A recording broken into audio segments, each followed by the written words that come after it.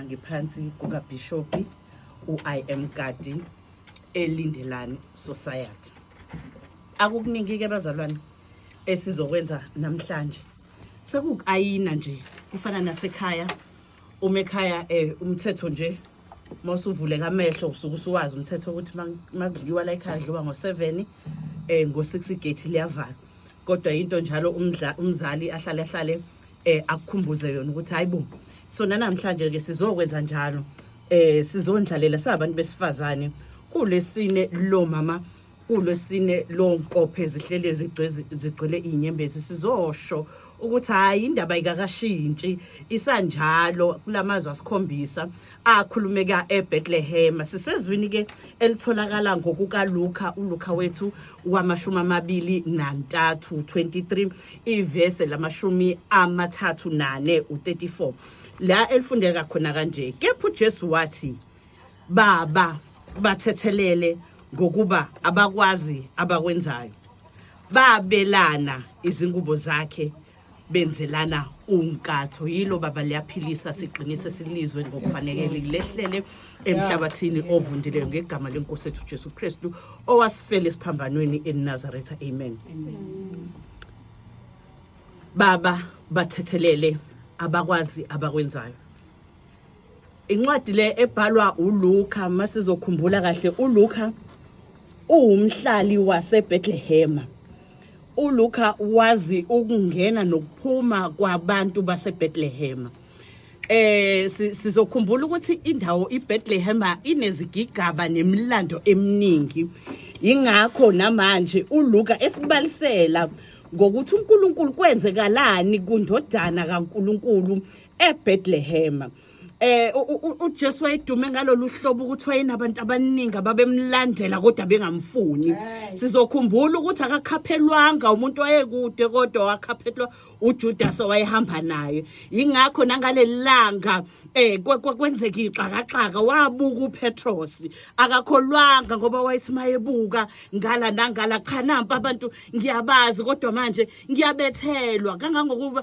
akazange abe neenga lento esinayo kodwa wathi baba bathethelele ngoba bakaza kabenza lento le iphuma othandweni ukuthi umuntu uJesu wayemthanda kangakanani ukuthi uma ubona ingane uyishaya encane ingane yakho izokhala kodwa ize kuwena izokubamba ngoba manje ya understanda into yakho yokuthi lento ayenzayo akekho kuma senses akhe ingakho uJesu ethi baba bathethelele ngoba bakwazi abakwenzayo ukube kwakuyimi ngiyothi ngazi ukuthi nezingane zenu zingahamba kulokho engihamba phe kwakho engazi ukuthi kwawena uqobo ongibethelelayo lesipikili zingeza kuwe ziphindwe ngasikhombisa kodwa ngoba uJesu owayesedlule intwana eziningi wathi baba bathethelele ngoba bakwazi abakwenzayo ukube kwakuyimi nawe namhlanje izizukulwane sethu ngoba ngabe safa sivukanga okoqala ngabe sivukanga esiphambanweni ngosuku lwesithathu ngabe safa straight ngendlela ukholo lwethu oluncane ngakhona kumanje ngabe izizukulwane sethu sisafuna lo muntu owa initiator ukuthi uma wami aye esiphambanweni sifuna ukwenza the very same thing eyenzeka kimi kodwa izange iziphindi history ayizange ibe yento yilento esithi ukhondolo ngoba wavuka ngosuku lwesithathu lalela sikho isikhathi sokulala usuku lwesithathu laseluningi kakhulu kwafanele avuke azofakazisa wathi nginikela ngabe uqobo ukuze nizobona ukuthi uNkulunkulu ungumoya ungulizwi onguye namanje sisakholelwa yilokho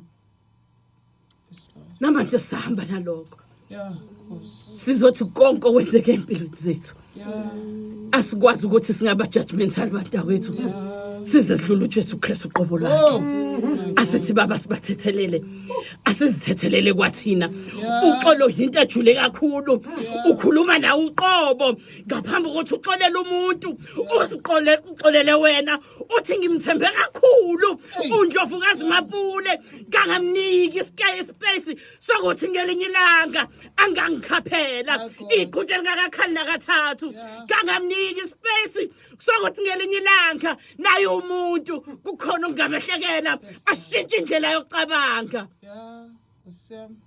sila namhlanje so ayina leyo nto ukuthi hayi bazalwane asibathethelele kunzima kunjalo kuwe sinakuyena uJesu ngoba wayenezika mhlawumbe nawe khona into nayo emzimbeni wakho ewufakaza ukuthi wakwadlula emzimbeni obungakanani kuthi mahlangene ama-gatherings awulibali ukusibalisela ibali lakho ukuthi wake wadlulaphi kulungile sibalisele ukuze nathi siphile kodwa into ithi wabathethelela na My God. awukwazi ukusitshela ngey'nkinga zakho ungasitshela ukuthi waphuma kanjani Yes, Lord. ngegama lihle lenkosi yethu uJesu liwile namhlanje sithemba ukuthi liwele ezandleni Siyami. nasemoyeni alright uma ubungekho right sikhonela lokho ukuthi siyendlala bathethelele baba ngoba abakwazi lithi badwangula ingubo zabo benza unkatho aba understand ukuthi lo unkatho abelenza balenza ngeingubo zikabani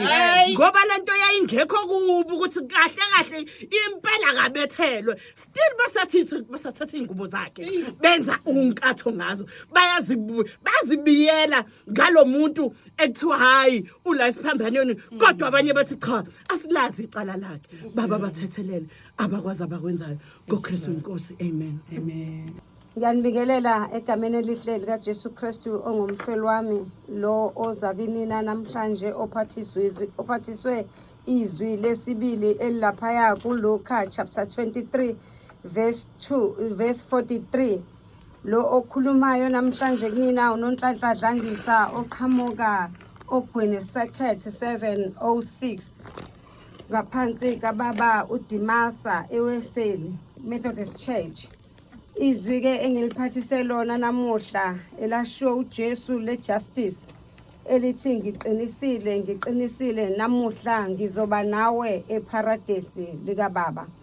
Lamazwi ayekhuluma uJesu ewakhuluma kwisilelesi siyakhumbula ukuba uJesu Kristu wekadelenga nezilelesi ezimbili ku left kwakuGestas kulapha ku right kuDesmas naye owemile noJesu Kristu belenge esiphambanweni lesesinye isilelesi sasifuna sona ukuba sikhululwe kanye noJesu sithi wena uthe uyinkosi yamaJuda wena uthe uKristu sisindise ukuze usindise nathi kwakumnyama kuGestas engaboni ukuthi uthola insindiso evela kuKristu kwawadideka walokho efuna insindiso kodwa uDesmas wabona ukuba uJesu lethi insindiso kuye ubheka umngani wakhe uthi kuye mngani awuboni yini ukuthi thina silendawo ngezenzo zethu zokukhohlakala esizenzileyo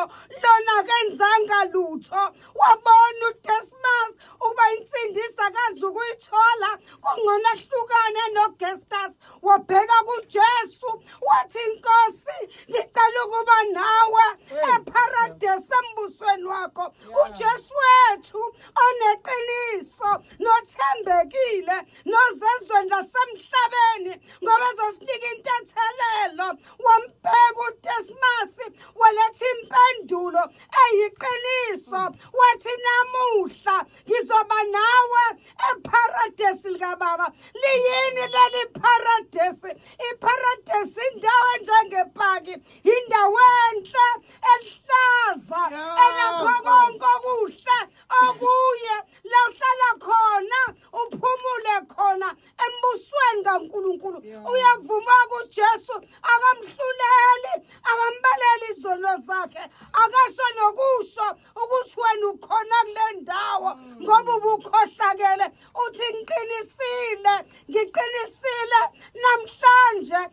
ngizoba nginawe eparadesi likaBaba. Bazalwane sizothethelela izono noma ngabe ibomvu kangakanani noma ngabe sebekuthukile omakhelwane noma ngabe ibandla selikuthukile lakukhaphela ngoba thema likubona lakubona into engelutho kulo kodwa namhlanje uJesu uzoba nawe eparadesi. Dlula ebantwini ubheka uJesu ufane noDelmas akazange amlandela uGestas wamshiya weza kuJesu nawe shiya abantu ngoba ngeke bakwenzele lutho uze kuJesu owavuma ukuzosenda semhlabeni ukuzosithethelela izono zethu asifane nentombazane yaseSamaria eyathi kanti siqhanyile yenza konke kodwa mesithola insindiso yehlele ezantsi sele sehlele ezantsi singabheka abantu bohlale babantu munye umhluleli emhlabeni uJesu Kristu kuphela owazela thina kuleli lizwe basithola insindiso ingakho ke thembekile kuDesmas uthi namhlanje ngizoba nawe eparadesi uphinde uyaqinisela uthi ngiqinisile namuhla ngizoba nawe ngisho abangani bayakushima usuxakekile ngisho ihlobo zakho ziyakushiya mawusuxakekile ngisho abantwana bakho bayakushima uxakekile kodwa munye umuntu ongeke asakushiye uJesu Kristu kuphela akamshiyanga uDesmas wathi namhlanje ngizoba nawe eparadesi ngizoba nawe eparadesi uzoba nawe uJesu uzoba nawe uJesu uzoba nawe noma ngasavumi uzoba nawe mfundisi noma sebekuthuka uzoba nawe mama wangithandaza noma sebekuthuka ngoba wathi uJesu uqinisile uyithembekile yena endunomuzwa mesho ngosizi athe paradesi ngizoba nawe ngoba ucelile wathi ngicela ukuba nawe embusweni asucela umbuso kaNkuluNkulu ngoba izinto zasemhlabeni zizodlula kodwa kwasekhaya kudlule amuza umpastor Paul umethi inhlupheko zalasemhlabeni esesikhashana kodwa ngeke ilinganiswe nomkazimulo yasekhaya izulwini asihlaleni kuKristu asihlaleni kuyinguna phakade uthi ngiqinisile namuhla ngizoba nawe eparadesi likaBaba konke Nkosi Baba sibusise egameni elihle likaJesu Kristu wafavuka manje naphakade amen.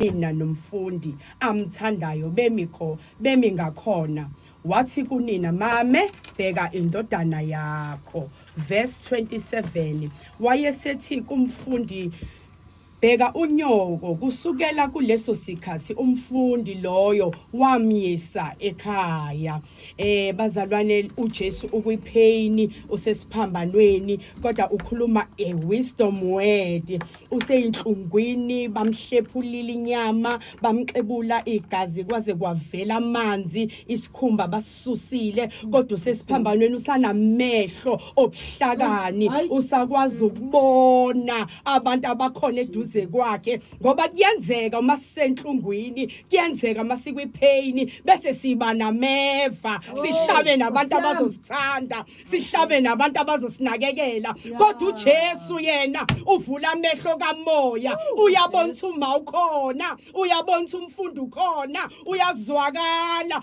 ethi mame bheka indodane uyazwakala ngiyambona ememeza ekuleya pain izandla zakhe ikhotengiwe kodwa uyamemeza wena mangase sithi manje khotheka izandla zakho for 20 minutes ungaphela kodwa yena uyalenga uthi kumfundi mfundi bheka unyoko nangu Jesu ekhuluma ngothando kodwa kwipain nangu Jesu esitshela ngothando olungayifunelo kwalo olubekezelayo olunamandla nangu Jesu etshala into ephilayo ushamaya nangu Jesu ekhuluma a heavenly language akuyona language encane lena ukuthi ngathi uhlushwa ngathi ucrucifywa ngathi wonke umuntu ekubona unecala kodwa uzwakale uthi abantu abathandane uzwakale uthi asithandane uzwakale uthi abantu ababamsane lento yothando yafelwa umuntu. Lento yothando singayithathi kancane. Ungadlali ngabantu abakuthandayo, bathanda abantu abakuthandayo ngoba kunomuntu owayikhuluma ekwipain le ndaba ukuthi mame bheka indodana. Dodana bheka unyoko.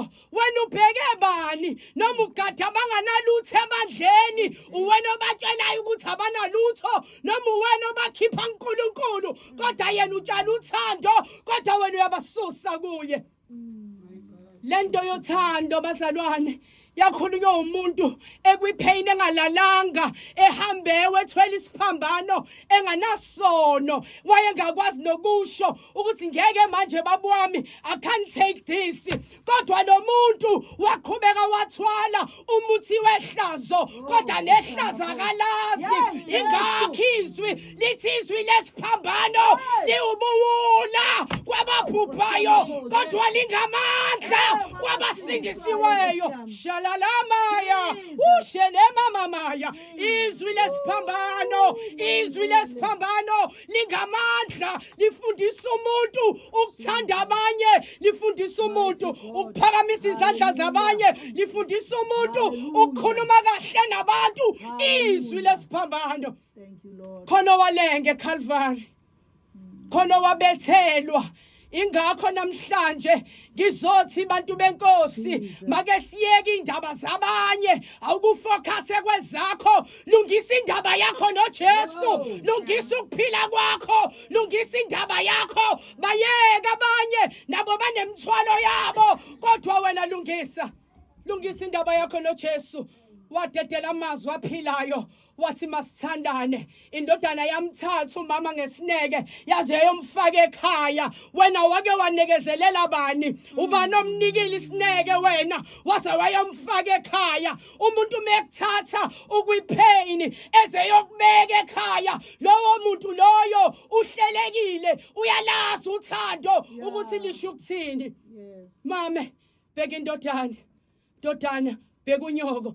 Bengathi ke singaba yibandla abazalwane elizothandana, sazi ukuthi njoba siya ephasikeni siya enkonzweni yothando, siyo celebrate uthando lwehla lapha esiphambanweni, siyothandana. Akekho omunye ozojaja omunye, siyokhuluma ngoNkulunkulu. Lithi iBhayibheli God is love. uNkulunkulu uthando, uNkulunkulu akanawo ama-politics, uNkulunkulu uthando. Sihambe siyothandana, singabheki ukuthi ubani wenzeni, sibheke uKristu esesiphambanweni ekhuluma uthando. Wakhuluma a word of wisdom. Uyamazi yena umuntu wewisdom ukuthi noma izinto ingahambi kahle kuthiwe kwenzakala nathi all is well.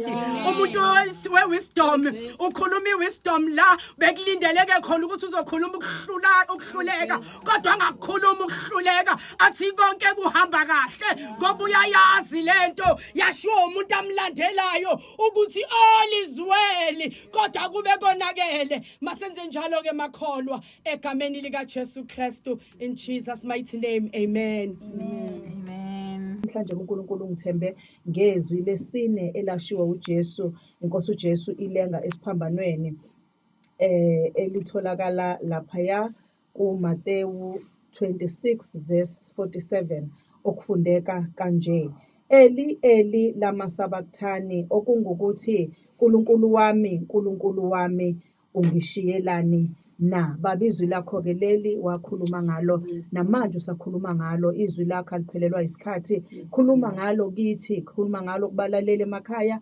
besalalele egameni lomfowethu Jesu Kristu ophilayo waseNazaretha, amen. Bazalwane ke lelizwi elesine la khona uJesu ebonakala ekhala, lithi wakhala ngezwi elikhulu wathi Eli Eli lama sabakthani, okungukuthi Nkulunkulu wami ungishiyelani na. Mangabe ngibheka amazwi asithathu angaphambi kwaleli, nginothisa ukuthi uJesu wayekade kulamazwi okuqala amathathu ekhulumela abantu. akazange ayikhulumele yena kulawo oqala amathathu, kodwa uyezwakala kwelesine eseqala eyikhulumela yena kubaba uNkulunkulu, okusho ukuthi ngesikhathi ekhulumela abantu okokuqala, ekhulumela abantu okwesibili, ekhulumela abantu okwesithathu, wayekade fulfilla inhloso yokuthi ehle ezele abantu azofela izono zabo. Ngalesikhathi ekhulumela abantu futhi isono sasilokhu sithandela kuye, ngesikhathi erepresent abantu, wayerepresent ukuhluleka kwami, wayerepresenta mina phambi kaNkulunkulu, erepresenta mina nezono zami, engirepresenta nehlazo lami. Futhi ngesikhathi engimela kwakulokhu ukudeka kumngcwele bakhe, uyabsibekelwa umngcwele bakhe bese kuvela ihlazo lami kakhulu. Futhi uNkulunkulu ngoba uNkulunkulu angamzondi umuntu kodwa ozonda isono, wathi mebheka uJesu indodana yakhe wangabe sambona ngenxa yokuthi wasegubezelwe izono zabantu, wabe seyamshiya ngoba uNkulunkulu akahlala endaweni engcolile. uNkulunkulu wathi wasenza wazi ukunuka iphunga lesono, uyasuka kuleyo ndawo. Siyambona efulathela indodana yakhe engasazanga isono kodwa yenziwe isono ngenxa yami nawe. Siyambona uNkulunkulu amshintshe engithanda ngoJesu. Wezwa ukuthi akasekho uNkulunkulu, wathi noma ehamba endleleni wafila ukuthi khona into engasekho kimi, wase siyakhala uNkulunkulu. Ngifuna ukuthi kumina nawe namhlanje ngabe uNkulunkulu usekhona na kuwe nakimi? Ngabe ngiyakwazi ukuzwa ukuthi noma ngidumisa kodwa akasekho kimi? Ngabe ngiyakwazi ukuzwa ukuthi noma ngishumayela ayikhona ngathi akasekho? Ngabe ngiyakwazi ukuzwa ukuthi noma nginikela kodwa ngathi sengenza nge-experience, sengenza ngokujwayela ngathi uNkulunkulu akasekho kimi? Okubalulekile-ke ukuthi bazalwane kuleli phasika ake senze self introspection, ake siyoyibheka ukuthi ngabe ngisahamba naye na. Once ngathola ukuthi angisahambi naye akukho late, no ngithiwa ngithole namhlanje ngisengaye khoneni lami before qala inkonzo zephasika ngiyothi baba ngiyezwa ukuthi ngathi usukile kimi, ngiyacala ungibuyisele la engangikade ngikhona. Lithi qala iphasika ngibe ngikwi-position lawa ukade ungibeke khona. Singalinge bazalwane senze iphutha lokugijima nge-experience kanti lo esihamba naye akasekho. Amen. uJesu wezwa ukuthi ayikhona noma ngihamba kodwa hayi akasekho. Ubaba siyakhala baba ungishiyelane. Ngicabanga ukuthi uJesu wafila ipain enkulu kuleli verse ngenxa ukuthi washiwa umuntu abanebond naye, wazizwa eshiwa umuntu abakwi-Trinity naye, kodwa wazizwa, just imagine ingane yakho mungathi uhamba nayo edrobheni mithi iyaqalaza uma akasekho, ingaphelelwa umhlaba, ingangazi ibhekephi ngoba ishiwa umuntu ebingazi ukuthi ngelinye ilanga angayishiya, kodwa kuJesu ushiwa ngenxa yami.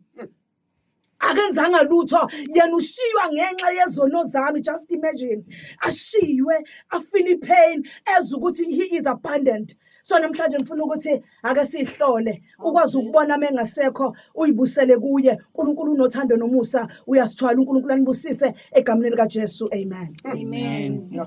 Ngiyabingelela bonke abalaleli beNanda FM egameni lika Jesu Kristu waseNazaretha. Okhulumayo uGugu wakamdlalose, uPastor Gugu Mdlalose wakwaMashu. Hallelujah.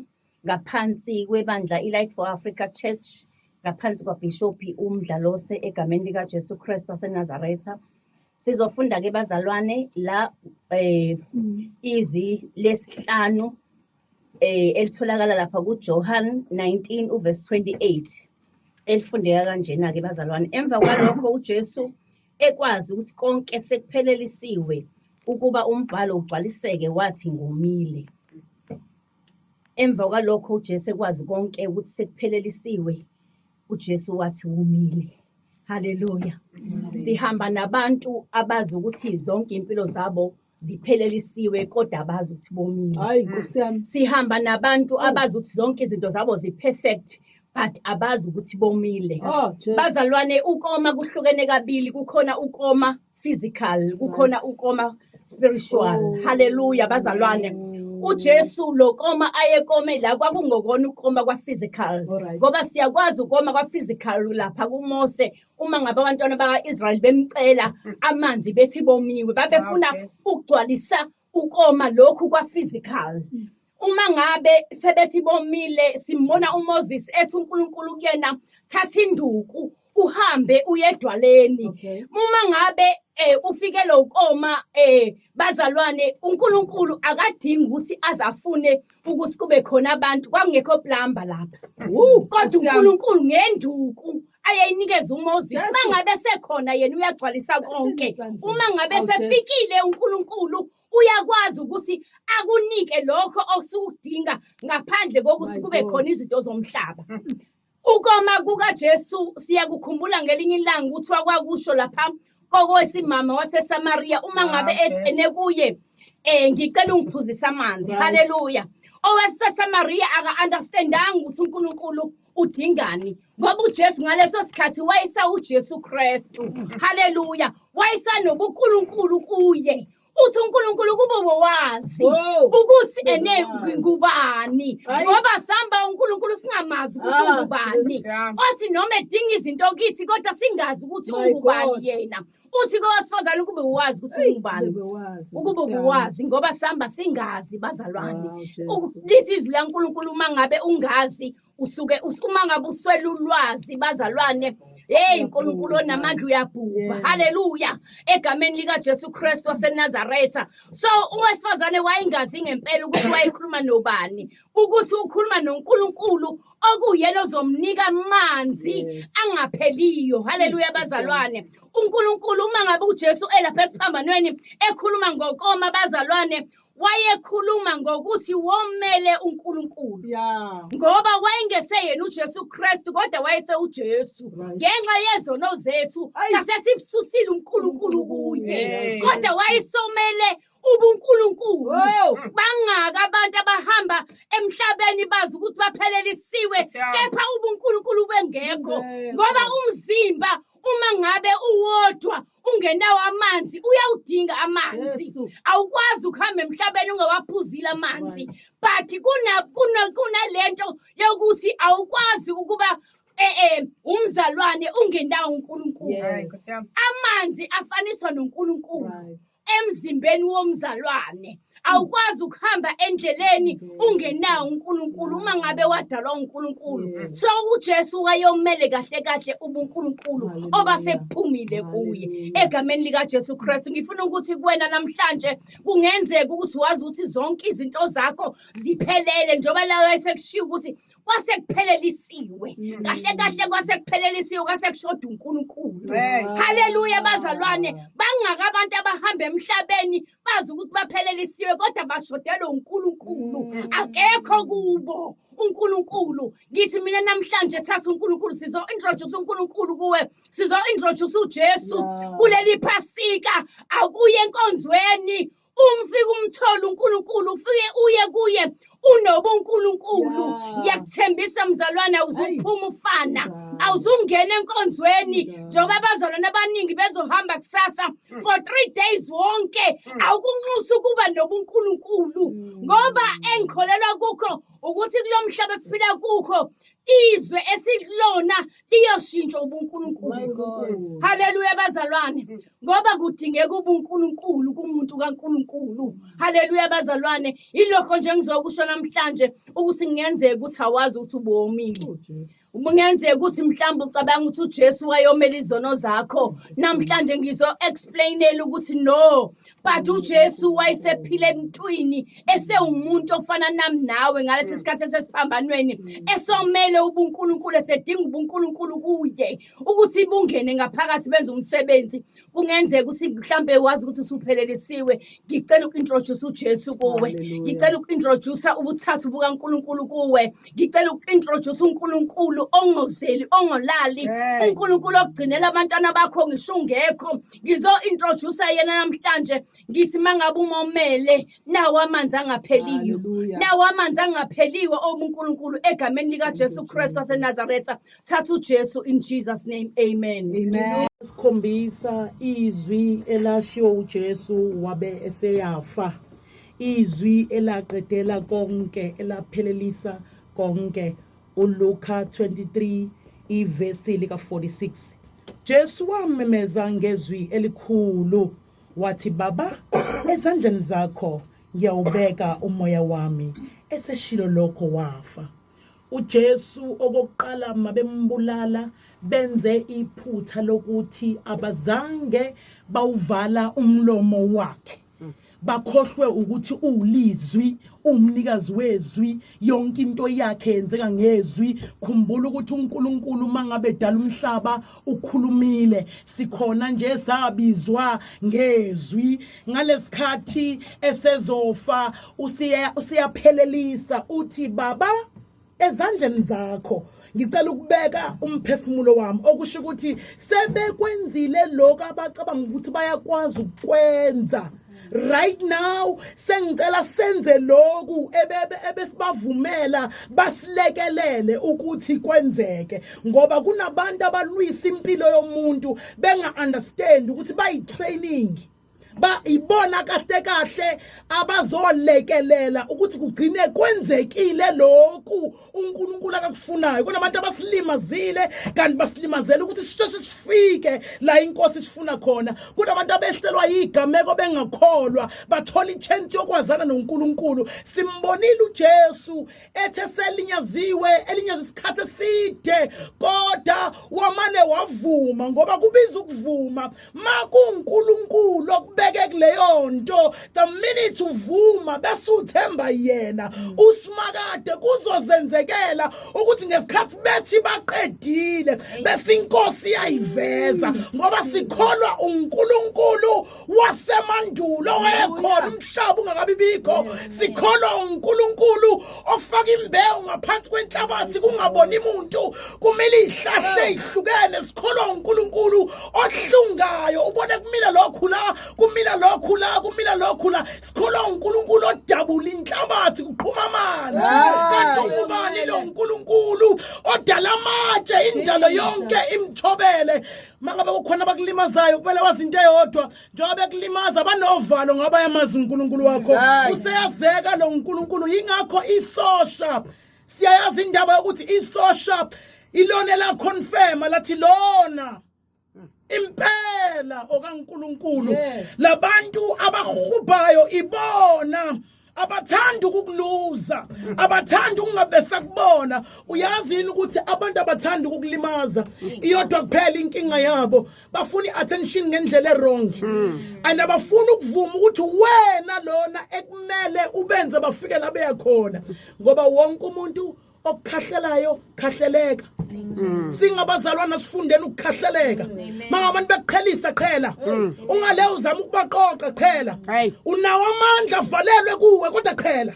Ungale uvumela ukuthi okay mina nguJesu ngisasiphambanweni ngingadumisa izwi. No, unga waste amandla akho kubantu abarongi, uzowadinga kahle bebengeke bakwazi ukushintsha uhlelo kaNkulunkulu, ngoba kunendwangu bekumele idabuke. Bingeke idabuke indwangu bengamdabulanga inyama yakhe. Bona ababonanga ukuthi uma bedabula inyama yakhe badabula ukuthi kuvuleke, bese wonke umuntu amazi uJesu ukuthi uyinkosi nomsindisi. Uvukile, wafa impela futhi wavuka. Wonke umuntu ongumzalwane, inkosi yamakhosi uJesu waseNazaretha, owakhulelwa intombi, owagcina konke okwakufanele azokwenza emhlabeni, uNkulunkulu wethu wasezulwini owahlala esiswini sentombi. Kwafika la khona ekumele kufinyama ehlanganisa nomunye umuntu, inyama yokuthi kube khona abathi siyayazi lengane ingakho uMaria mangabethi konke akushoyo anokwenza. Wengakhulumi ngendodana yakhe kodwa wekhuluma ngesimange samehlela Jesu, okusho ukuthi wena mawazi ukuthi inkosi yathini kuwe, don't move. Badala laba batshelwa ukuthi abolalela, kodwa uMaria uyazi ukuthi kube bayazi ukuthi lo uNkulunkulu abamfunayo nangu phambi kwabo. Mina kuthiwa nguma wakhe nje, ingakho egcineni uMaria ohamba yoguqa ngamadolo ayobheka ithuna, because akayili kuyobheka ithuna lengane yakhe kodwa uyobheka uNkulunkulu obake bahlala esiswini sakhe. Uyayazi ipheni eziwa yithuna. Vukile uJesu bazalwane. Awu amen. Kuphelele. Amen. Amen. Yes, Lord. Woo.